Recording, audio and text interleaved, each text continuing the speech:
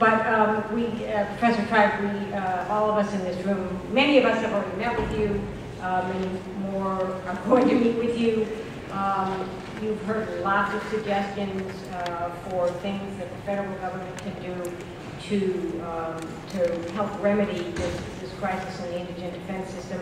I'd like to hear from you what you think would be most effective on the part of this community to do in working with you and working with the Justice Department and working with Congress to effect some really substantial and meaningful changes. Well, I think that there is no sort of one-size-fits-all solution. The approaches that are needed will depend on different needs in different jurisdictions. In some places, like the Miami Public Defender's Office that Carlos heads, there's a long and proud tradition of independence and zealous representation. So for Miami, the problem is funding and caseload burdens. And in a minute, I'll talk about the federal government's role in that. In other places, just to listen to what Nancy Deal says, the issue may be the need to move from a low-bid, no-stick contract counsel system to a public defender system. In others, the problem may be the lack of independence from the judges who appoint defense counsel. Now, there are things that we can encourage, obviously, in every jurisdiction.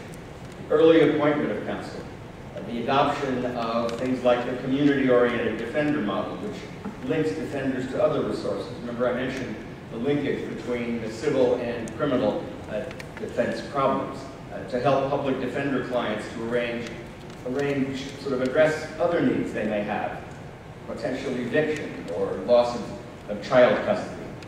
The adoption of pretrial release and diversion programs that save money and avoid incarcerating needlessly huge numbers of people. The adoption of the 10 principles, to go to Judge Carolyn Timmons' idea, national standards of a kind of minimum sort across the board for criminal defense, because even though systems differ, there are uniform national needs.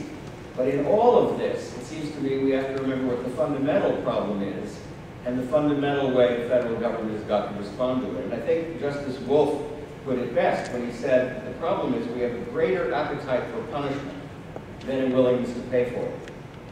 I mean, we fundamentally have unfunded mandates when we insist on incarcerating people for driving under the influence or for various other nonviolent offenses, and realize that we are then not going to pay for the indigent defense that calls for. And that's a national problem.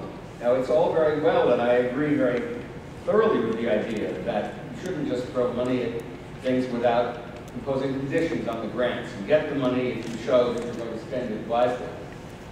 But it takes Congress to impose conditions. That is, it's not something that happens like manna from heaven.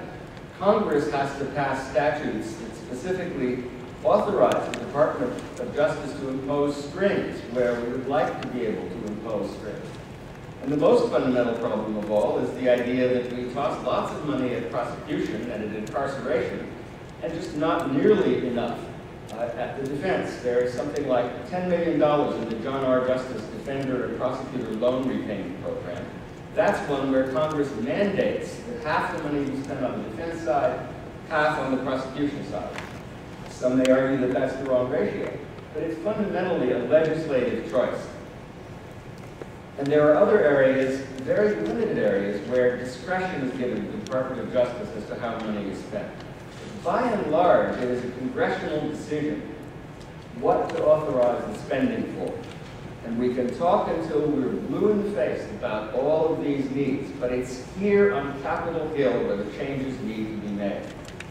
My initiative is working closely with Congressman Conyers, Congressman Scott, and others on Capitol Hill on a number of these issues. But if the question that Ginny asks is, what can this community do to make a difference, it's fundamentally to direct the energy that you have to legislative change. There are reauthorizations that are coming up for VAWA, for other statutes. When these things arise, it's up to this community to really put pressure on Congress to recognize that the amount that's spent is in direct proportion to some of the results we're going to get. Certainly the Department of Justice has a responsibility. It's created the office that I lead to try to focus its energies. But I think that the fundamental issue is really one of legislation, both authorization and appropriation. And that's where the most fundamental changes need to be made, because the problems are too deep for merely Band-Aid solutions. Thank you very much. I'm glad that Chairman Kanu came back to hear that, although he is not the one who needs to hear it. It's many of his colleagues who need to hear that Congress needs to change its ways in some very fundamental ways.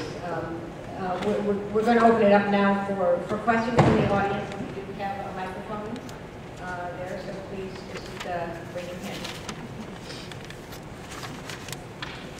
And if you could identify yourself, please.